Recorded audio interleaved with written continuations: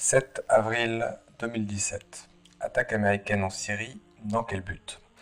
Article disponible sur le Salon Beige, blog catholique de réinformation. Donald Trump a déclenché jeudi soir 6 avril des frappes contre la Syrie en riposte à une attaque chimique présumée, laquelle était imputée à Bachar el-Assad.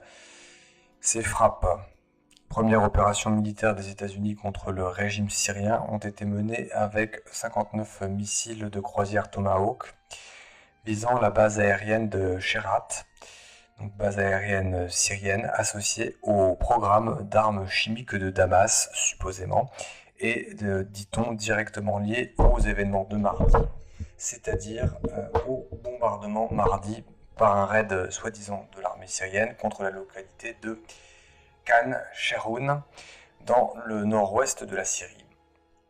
Raid imputé donc à l'armée syrienne mardi dernier, qui aurait fait 86 morts, dont 27 enfants, et provoqué une indignation internationale.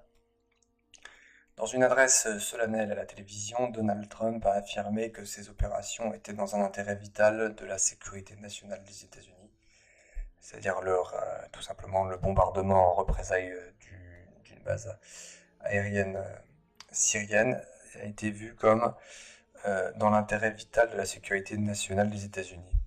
Le visage grave, le président Trump a affirmé que l'Amérique était synonyme de justice, appelant les nations civilisées à mettre fin au bain de sang en Syrie. Donald Trump a encore accusé le dictateur syrien Bachar el-Assad d'avoir lancé une horrible attaque avec des armes chimiques contre des civils innocents en utilisant un agent neurotoxique mortel. Voilà, donc Donald Trump accuse le Syrien Bachar el-Assad d'avoir utilisé des armes chimiques interdites par les conventions internationales. Et voilà. Washington a prévenu Moscou à l'avance de ces frappes, mais la Russie avait mis en garde les États-Unis. À l'issue d'une réunion du Conseil de sécurité de l'ONU qui débattait depuis 2 jours sur une possible résolution de condamnation de l'attaque, imputée à Bachar el-Assad mardi dernier, qui aurait utilisé donc des armes chimiques. Donc, lors de ce débat pour savoir s'il fallait une résolution de condamnation de l'attaque, l'ambassadeur russe auprès de l'ONU, Vladimir Safronkov, avait en effet averti des conséquences négatives en cas d'intervention militaire. Avec cette frappe, Donald Trump a pris la mesure militaire américaine la plus directe depuis le début de la guerre en Syrie il y a 6 ans. Barack Obama avait abandonné l'idée des frappes sur la Syrie en 2013. Jusqu'à présent, Donald Trump semblait revenir sur les ardeurs guerrières de l'ère Obama-Clinton pour s'entendre avec Vladimir Poutine. Aujourd'hui, il fait prendre à son ambassadrice à l'ONU des postures de défi. Donc la paix n'est pas pour maintenant. De fait, on ne sait toujours pas qui a utilisé en 2013 en Syrie le gaz sarin, bien que l'affaire ait permis à l'Occident de soutenir les rebelles dits modérés, dont le Front al-Nosra, c'est-à-dire une branche d'Al-Qaïda. Cette fois encore, Bachar el-Assad se trouve accusé unanimement, sans preuve. Sur Europe 1, Frédéric Pichon déclare « J'ai vu les chancelleries s'engouffrer avec beaucoup d'empressement dans un schéma narratif qui accusait l'utilisation par Bachar el-Assad d'agents chimiques. Avec l'élection de Donald Trump aux États-Unis, converge sur un narratif russe qui est que Bachar el-Assad peut et doit rester au pouvoir. Donald Trump l'avait rappelé la semaine précédente. Depuis la chute d'Alep, le régime avait le vent en poupe. Donc, Bachar el-Assad avait réussi à reprendre récemment la ville d'Alep aux terroristes, avec l'appui des troupes russes. Depuis la chute d'Alep, le régime avait le vent en poupe, et cet incident renverse totalement la situation. Assad redevient le paria de la communauté internationale et repart à peu près à zéro en quelque sorte. On a l'impression que ça fait 6 ans que ça dure et que l'on ne sortira pas de cette opposition entre occidentaux et russes et chinois. Il y a toujours la même question de savoir qui on met à la place d'Assad, ou en tout cas du système politico-militaire en Syrie en cas d'éviction du président Bachar el-Assad. Ce sont toujours les mêmes problèmes qui se posent et ça fait 6 ans que cela dure. Alors bon, Cette affaire intervient dans un contexte particulier. La communauté diplomatique internationale, y compris en France et aux États-Unis, venait de faire savoir que le retrait de Bachar el-Assad de la politique et de la présidence syrienne n'était plus un préalable au commencement de discussions sérieuses en vue d'un règlement politique, ce qui donc était une avancée.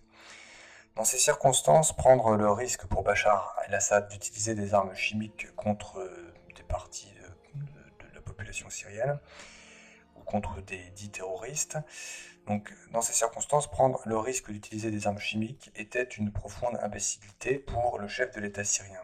Alors, à qui profite ce crime? Point d'interrogation. L'attaque chimique a eu lieu mardi dernier, la veille de la réunion de Bruxelles consacrée à la reconstruction de la Syrie, où d'aucuns craignaient qu'Assad ne regagne sa légitimité. Cette accusation d'utilisation d'armes chimiques vient ruiner en grande partie les efforts de la Russie pour réintégrer Damas dans la communauté internationale et faire converger les Occidentaux sur la priorité à l'éradication d'Al-Qaïda et de l'État islamique. Qu'y a-t-il donc derrière cette attaque américaine qui risque d'aggraver le chaos en Syrie? S'agit-il de politique internationale ou de politique intérieure? Une simple esbrouffe pour montrer qu'il n'est pas l'ami de Poutine, qu'on l'accusait d'être? Une aventure qui ferait plaisir à la fois aux faucons israéliens et à leur plan Oded Yinon, dont il a recherché les faveurs déjà par le choix de l'ambassadeur à Jérusalem et au complexe militaro-industriel. Voilà, donc alors c'est la fin de l'article.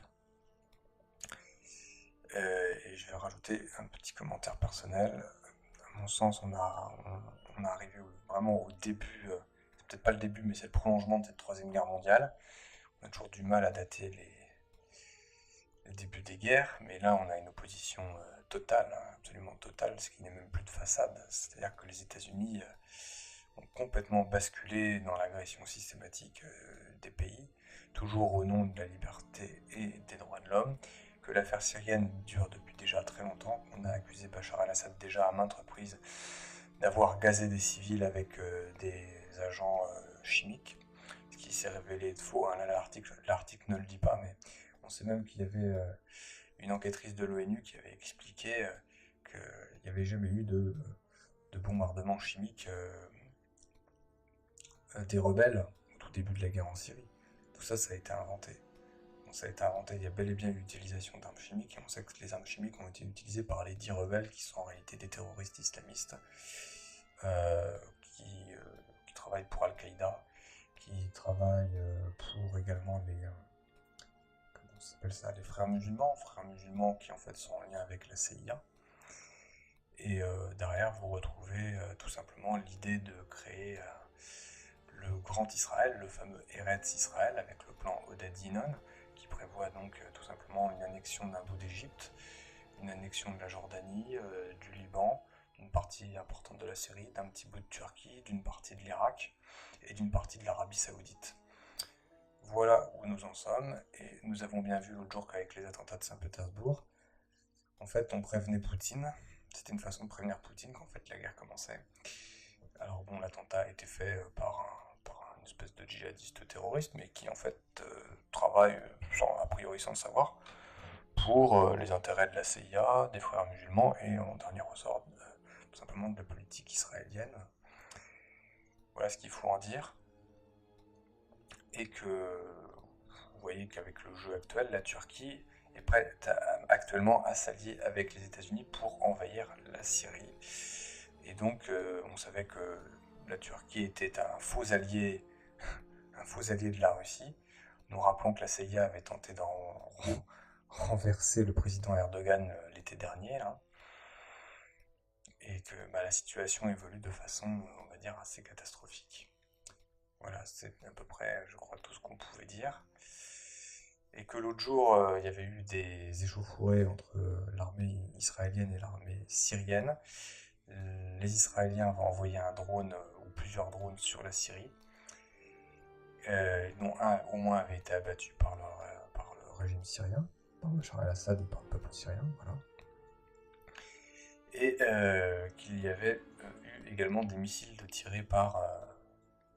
des missiles ou des roquettes tirées par la Syrie et qui étaient tombées en Israël.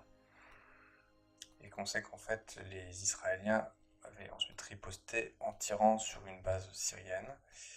On sait également qu'en fait les Israéliens, quand ils avaient envoyé leurs drones au-dessus de la Syrie, c'était pour aller soi-disant combattre des brigades chiites du Hezbollah, ouais, et qu'en fait c'était un prétexte pour bombarder les troupes de Bachar el-Assad, tout simplement qu'ils sont en train de définitivement reprendre le contrôle au nord du pays, avec l'aide des Russes.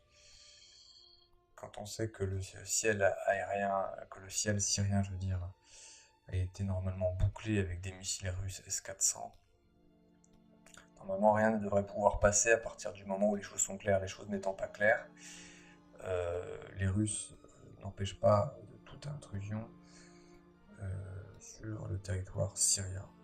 Mais les choses pourraient être amenées à changer et l'entrée en guerre des États-Unis directement contre Bachar el-Assad en tirant directement dans ses bases pose problème parce que la Russie a été appelée à être garante tout simplement du territoire syrien.